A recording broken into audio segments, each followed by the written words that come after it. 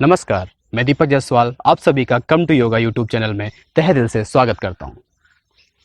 इस समय वर्षा ऋतु चल रही है और इस ऋतु में आपको जगह जगह रोड पर या रोड के किनारे गड्ढों में पानी भरा हुआ अवश्य दिख जाएगा और यह भरा हुआ पानी ही इस ऋतु में संक्रमण का कारण बनता है, क्योंकि इस ऋतु में ज़्यादा से ज़्यादा कीट पतंगे, मच्छर, मक्खियाँ बढ़ जाते हैं, जिससे नाना प्रकार के रोग जैसे हैजा, पेचिस, दस्त और फाइलेरिया, मलेरिया एवं कई प्रकार की स्किन डिजीज जैसे कि दांत, खाज, खुजली, फोड़े, फुंसी यह सब आम चीज़ें हो जाती हैं। इसके साथ ही साथ बैक्टीरियल और वायरल इन्फेक्शन वर्षा ऋतु में बहुत ही तेज़ी से फैलता है।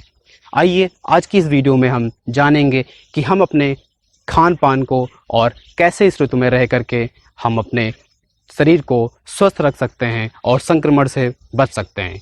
इस वीडियो में हम वर्षा ऋतु के आहार विहार के बारे में चर्चा करेंगे। आइए शुरू करते हैं आज की वीडियो।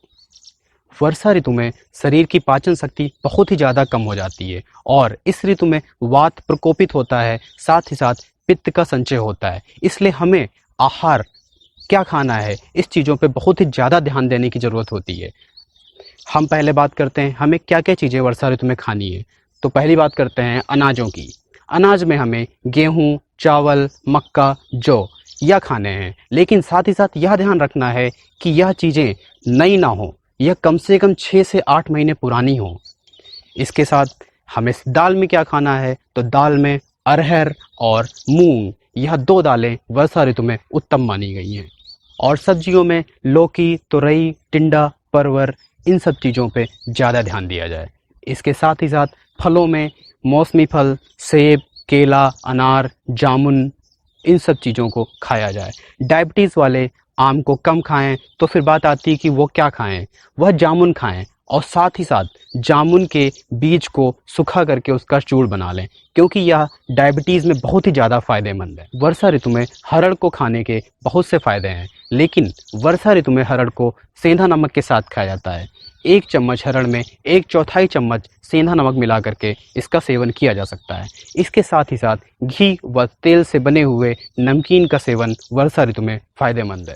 वर्षा ऋतु में दही खाने के लिए मना किया जाता है, पर अगर आप दही खा रहे हैं तो उसमें लौंग, काली मिर्च, अजवाइन, सेंधा नमक या फिर काले नमक को मिलाकर आप उसे खा सकते हैं। वह आपकी पाचन शक्ति को बढ़ाएगा। इसके साथ ही साथ वर्षा ऋतु में जब हम भुट्टे को खाते हैं तो यह बहुत ही फायदेमंद होता है, लेकिन अगर हम भुट्टे खाने के बाद छाछ पी लेते हैं, मट्ठा पी लेते हैं, तो यह हमारे भुट्टे को आसानी से पचा देता है और पाचन शक्ति को बहुत ही ज़्यादा बढ़ाता है। वर्षा ऋतु में वात दोष बढ़ा होता है, जिससे जोड़ों में दर्द एवं शरीर में सूजन की समस्या रहती है। तो इस समय वर्षा ऋतु में हमें अम्लीय एवं चटपटे पदार्थों को खाने में लेना चाहिए, जिससे कि वात दोष का नाश हो सके। आइए अब बात करते हैं कि हमें वर्षा ऋतु में क्या क्या नहीं खाना है। तो पहले बात करते हैं सब्जियों की। सब्जियों में हमें आलू, कटहल और करेला नहीं खाना है, इनसे हमें थोड़ा सा दूरी बना के रखनी है। इसके साथ ही साथ चना, मोट, उड़द इन सब दालों को अवॉइड करना है, क्योंकि यह गैस की समस्या करती हैं और वात दोष पहले से बढ़ा होता है, इस वजह से इन चीज़ों से दूर रहना है। इसके साथ ही साथ सत्तू, जो कि हर ऋतु में बहुत ही फायदेमंद बताया जाता है, परंतु वर्षा ऋतु में वह हानिकारक होता है, वह भी ना खाएं। इसके अलावा इस समय जैसे आम का सीजन चल रहा है, तो आम को लोग मैंगो शेक या बनाना को बनाना शेक के रूप में लेते हैं, लेकिन यह आयुर्वेद में वर्जित किया गया है। आम खाने के बाद अगर आप दूध पी लेते हैं तो यह आपको ताकत देता है। वहीं अगर आप आम में दूध मिलाकर मैंगो शेक बना के पीते हैं तो यह आपके पाचन शक्ति को और भी ज़्यादा कम करके शरीर को नुकसान पहुंचाता है। आइए अब बात करते हैं कि वर्षा ऋतु में हमें किन किन चीज़ों का ध्यान रखना है और इस मौसम में हमें क्या क्या सावधानियां रखनी है, ताकि हम वर्षा ऋतु को टोटली एंजॉय कर सकें।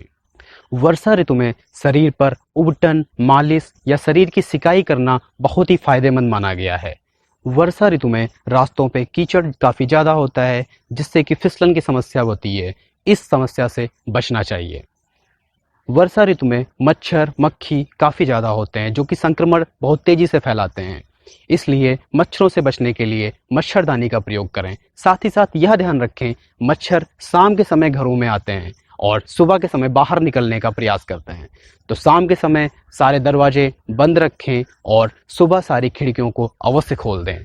वर्षा ऋतु में जल जनित रोग काफ़ी ज़्यादा होते हैं, इसलिए पानी को पीने में बहुत ही ध्यान रखना है। पानी गर्म करके फिर उसे ठंडा करके पिएं या साफ़ सुथरी जगह का पानी पिएं, या फिर पानी को साफ़ करने के लिए पानी को किसी बर्तन में रख करके उसमें एक चावल के दाने के बराबर फिटकरी डाल दें और फिर उस पानी को छान कर पिएं। सारी अशुद्धियाँ नीचे बैठ जाएंगी। वर्षा ऋतु में अगर आप बाहर निकले हैं और बरसात से भीग गए हैं तो उन गीले कपड़ों का प्रयोग ना करें, क्योंकि वह आपको घमौरियाँ कर देंगी। और अगर आपके शरीर पर घमौरियाँ हैं तो आप हल्दी में कपूर मिलाकर उसको लगाएं, उससे आपके शरीर की घमौरियाँ दूर होंगी। साथ ही साथ उबटन का प्रयोग अवश्य करें। वर्षा ऋतु में ऐसे स्थान पर सोएं जहां पर ना तो हवा का बहुत ज़्यादा प्रेशर हो और ना ही बहुत ज़्यादा नमी हो और ना ही आपको बहुत ज़्यादा गर्मी लगे। और साथ ही साथ यह ध्यान रखें कि खुले में ओस में ना सोएं, क्योंकि इस मौसम में ओस काफ़ी ज़्यादा गिरती है, उसमें खुले में ना सोएं। वर्षा ऋतु में 100 ग्राम नारियल के तेल में 5 ग्राम कपूर मिला करके आप रख लें और उससे नहाने के बाद अपने शरीर पर लगाएं और उससे मालिश करें। इससे आप मच्छर, मक्खी एवं अन्य कीट पतंगों के डंक से बच सकेंगे। वर्षा ऋतु में मौसम काफ़ी अच्छा होता है, लेकिन शरीर की पाचन शक्ति बहुत कमज़ोर हो जाती है, इसलिए आप उस मौसम को अगर एंजॉय करना चाहते हैं तो कम खाइए, गम खाइए, स्वस्थ रहिए, मस्त रहिए और वर्षा ऋतु का पूर्ण रूप से एंजॉय करिए। आज की वीडियो में इतना ही। अगर आपको हमारी वीडियो अच्छी लगे तो उसे लाइक करिए और हमारे चैनल को सब्सक्राइब अवश्य करिए। मिलते हैं अगली वीडियो में, तब तक के लिए नमस्कार।